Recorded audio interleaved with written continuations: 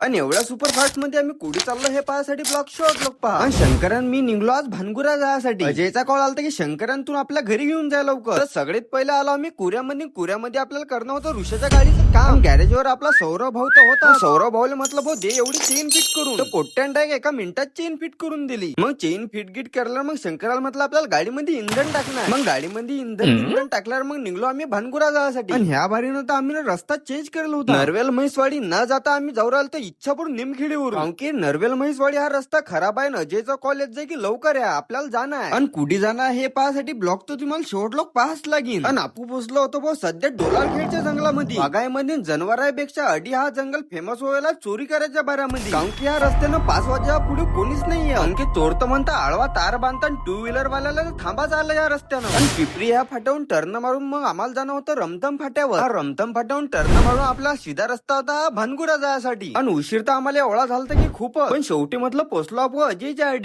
आडी आला. अजय म्हणे चाला तर लवकर आपल्याला पहिलेच लय उशीर झाला. आणि पार्ट 2 मध्ये दिसेल तुम्हाला राम मंदिर. आणि ह्या ब्लॉगचा पार्ट 2 पाहण्यासाठी आपल्याला लवकरात लवकर फॉलो घ्या करून.